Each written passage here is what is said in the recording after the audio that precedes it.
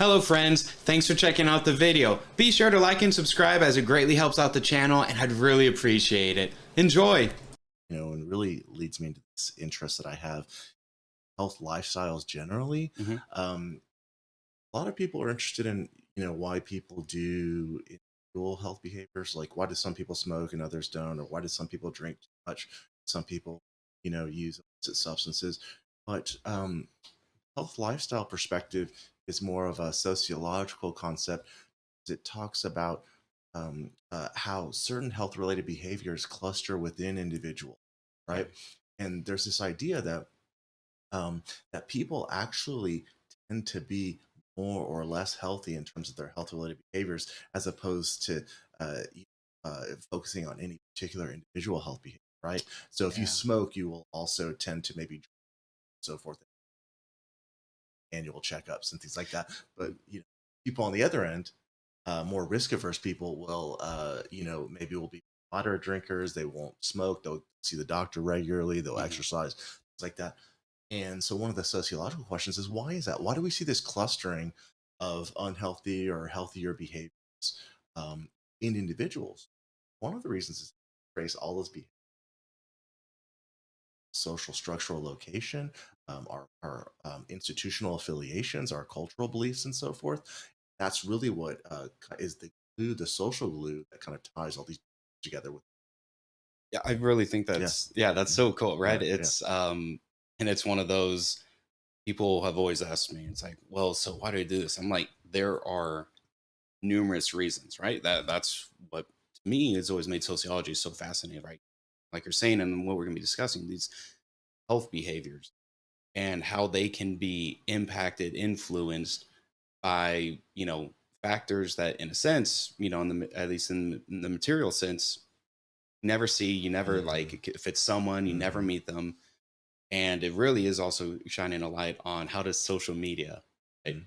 Yeah, you still have old school media, but I think social Hmm. media really is, you scroll through Facebook or anything, Hmm. all the different stories, all very, all this fascinating, all this kind of just information dump. Hmm. And as I think, y'all kind of discussed in the research that we're going to be getting into here shortly, not all of it's good Yeah, information. yeah.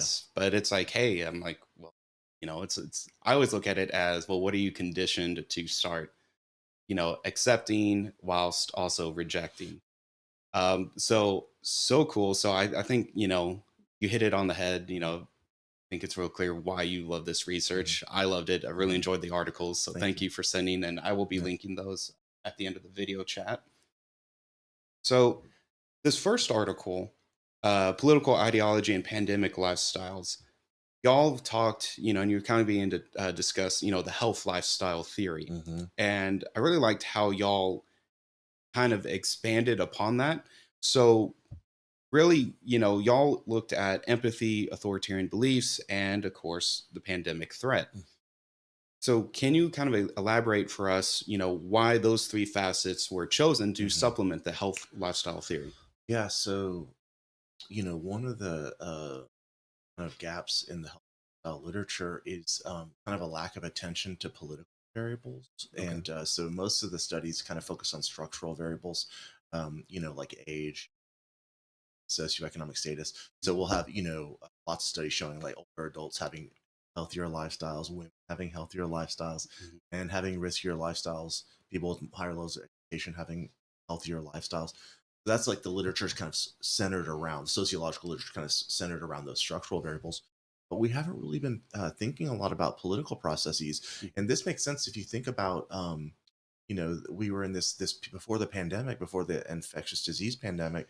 We were really in this world of the causes of death were chronic disease, and so they were, kind of structural and behavioral predictors kind of were important there. But in the world of the infectious disease, uh, start seeing political variables matter, right? Now if you think about this, like, whether or not you're a Republican or Democrat maybe didn't necessarily matter for your body mass or your exercise level, something like that. Right. But because the pandemic was politicized, it introduced social distribution, a whole new social patterning of of behaviors and health outcomes. that before the pandemic we didn't really have, and so it opened up this whole new world, and that's really drew, was I was in the middle of a pandemic, and I was trying to find something to occupy my time. The normal person will find a new podcast like this, or they will find a new TV show or a book. I found kind of a new world to explore in terms of health behaviors and health life. And on that, right, it's one, living through a pandemic, which the last big one we saw was, right, the Spanish Yeah, flu, with yeah, a lot of fun history why it's even called that. yeah. Um, it, it's true, right? So almost 100 years, or right at it, something close there. And, you talked about diving deep into sociology, and like this is a whole new frontier. Like, no one's ever thought about really studying pandemic health and behaviors the way that we have since it's come out. And I think it'd be a great opportunity. You, right, more or less kind of spearheaded the development of a brand new study, the CHAPS. Mhm. Would you like to let us all know what that is? Yeah, so when I came to UTSA, UTSA provided a generous research support package, and I got together with colleagues in different units: sociology, social work, public health, criminology, other units. The college was also very of forming this interdisciplinary, interprofessional health survey that that would allow us to examine COVID related health issues in a general population.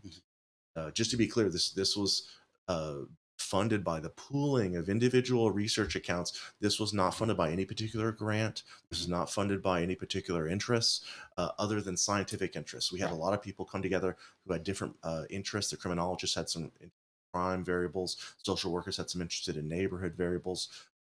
Public health people had interested in diabetes, for example. I had interest in the styles, and that's this CHAP survey, crime, health, and politics surveys, really this kind of a reflection of this interdisciplinary collaboration, pooling of resources, and And that's and yeah, I've been, yeah, you've yeah, been so gracious yeah, to let me yeah, go through it, and yeah, it is a yeah, awesome yeah, survey. yeah, And anyone in yeah, chat, if you've seen any of my other previous yeah, streams, when I talked to you about making surveys, kind of laid it out how it's not as easy as getting a piece of paper with questions on. It's yeah, extremely expensive, and yeah, it takes a lot of time. So mhm, this to be individually funded and not go through a grant, which is the typical mhm, go-to method, is just awesome. And mhm, congratulations on the success with that. Y'all published, right? Some of yeah, these are coming from yeah, the chaps yes, articles we're talking about. So yes, yeah. The first one we want to talk about, yeah, yeah, yeah, yeah, I love yeah, it. yeah, So getting to this, kind of coming back to this article, right, mhm, on political ideology and the pandemic lifestyle. Really, y'all kind of highlighted, at least it seems, that there are these two, pillars of authority in the mhm, US society, right? mhm, You have political and the science associated with the political authority, mhm, and then you also have science from, like public health. So, this has kind of created, frankly, it seems a very contentious mhm, relationship between many of people and just the US as a whole.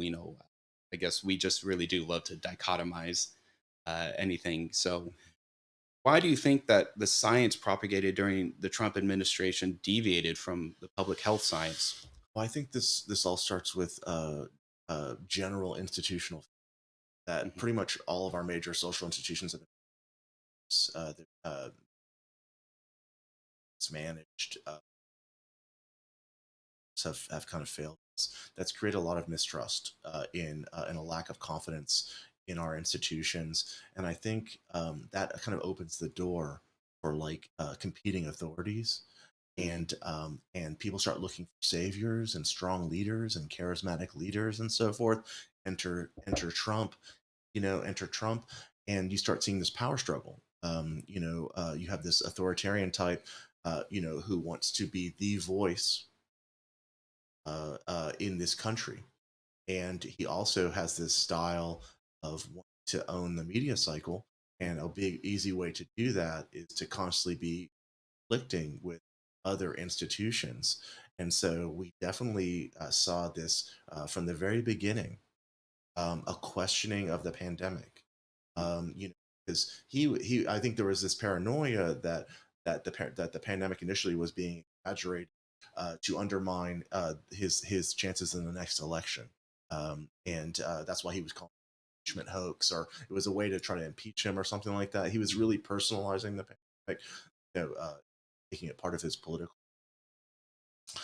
And I think, but he was very complex. I want to say this: he was very complex in the sense that he downplayed the coronavirus in public, talking to authors off the record. He would say like this is more serious, So it did seem like he actually really believed it was serious, even though he was telling the truth to the public.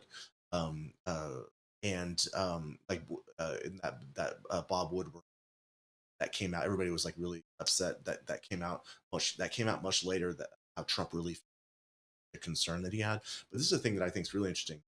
He did question masks, 'cause he was one of the few politicians that was consistently on board with vaccines.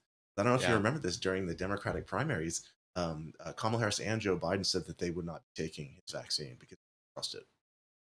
I That do not remember that. that happened. That happened in national televised primary debates. They were asked if they would take Trump's vaccine because Trump wanted to identify the vaccine as like a Mhm. win for him.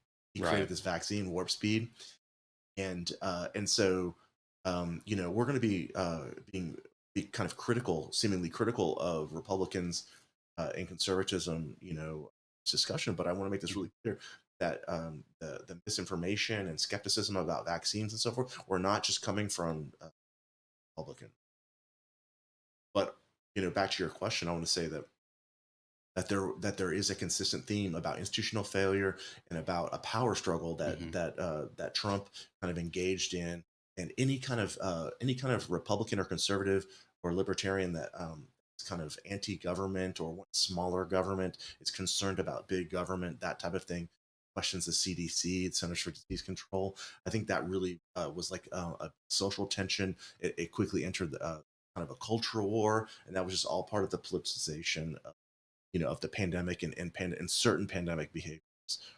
And that's Yeah, yeah, it. Wow. But and speaking of Trump, right, as Dr. Hill kind of mentioned, a lot of the studies or do focus on conservative ideology.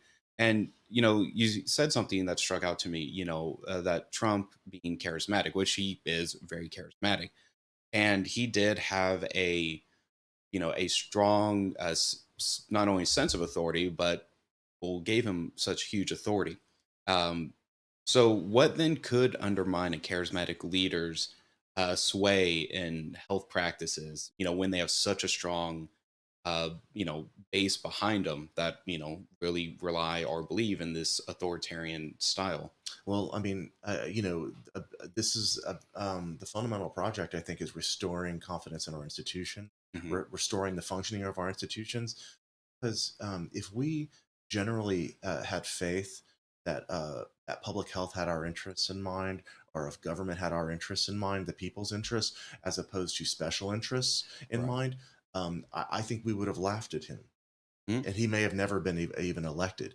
He ran on this adversarial relationship with with the deep state and big government, and his own way of negative change, right? Right. And it's not a coincidence that we're electing these change candidates, because people are dissatisfied, distrusting, lack confidence in our social institutions. To me, that's where it all starts in terms of um, I don't know how you win the culture war Yeah. against Trump, or against like, or if it's even possible to win a culture war. Is it Yeah. possible? I'm not sure. I'm not like a cultural sociologist, but I don't know if it's possible to even to win a culture war.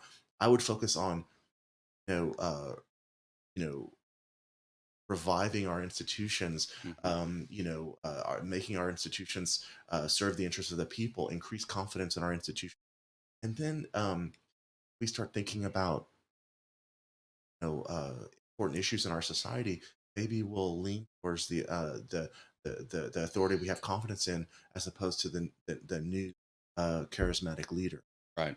I no, Yeah. I agree. I mean, it makes sense, and it's especially like you said, if you don't have the confidence, it opens the way for someone to come in riding in as the whole savior, and it is interesting because you're right.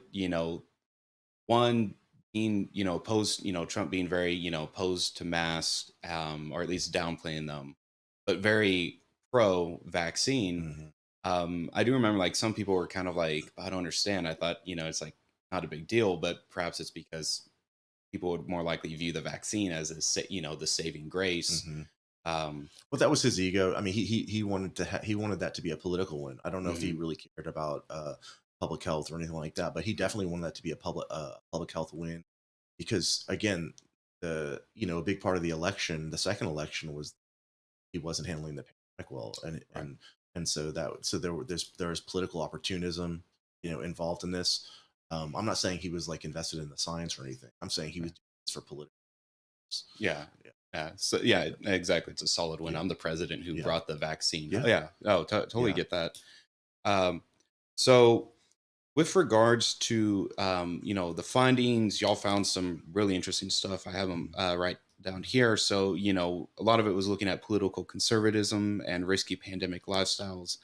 And again, we all focused on empathy, authoritarian beliefs, and risk. Feelings of risk for the pandemic mhm, more so, which I think is interesting. Looking at the more personal, like how did the pandemic impact my personal health or finances versus society as a mhm, whole. So it's mhm. like just going through it, it's kind of coming to me that how do people, if big picture, right? Pandemic, they're blowing it out of proportion, right? It's, this, that, or what have you. But, you got laid off. So that huge, I was just kind of wondering, would people have that kind, would they still associate that with with the pandemic? Basically, it cost me my job, but Mhm. it's really, not that big of a problem that everyone's making out. They're just trying to perhaps, I know some people would say control me, one way or another, or just, you know, be trying to influence my life. How I don't like it. So, you know, you want to talk, what do you have to say about that? Mhm. Or even if it's not Mhm. finances, families, right, are the huge Yeah. thing, and people, y'all looked quite a bit in some of the other articles as well, Mhm. mobility, right, Yeah.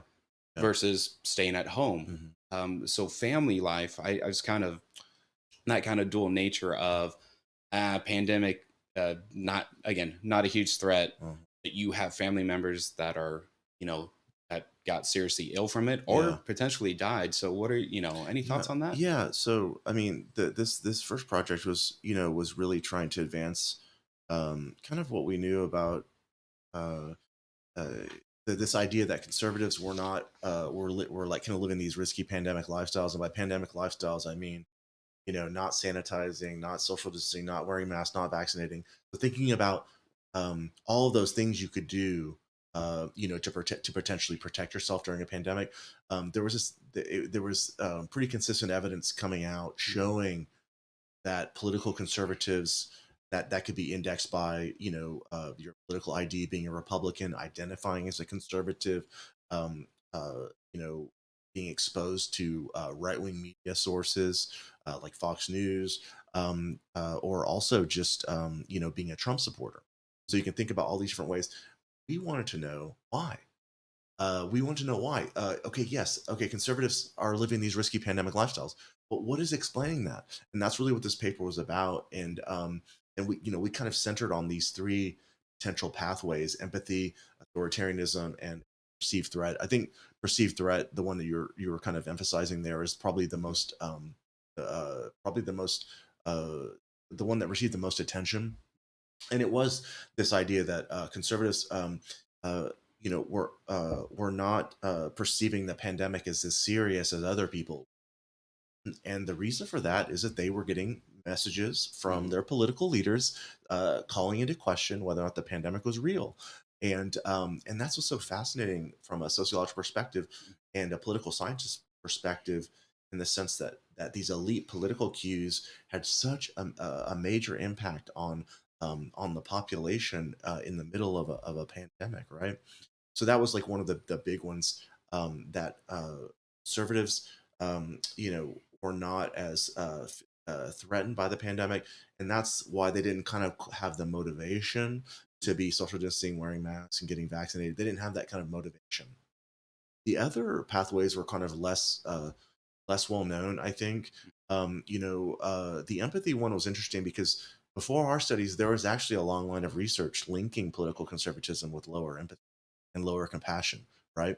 And that just centers around this idea that they emphasize personal responsibility more, and uh, and so they're less concerned with the well-being of others, Right. right?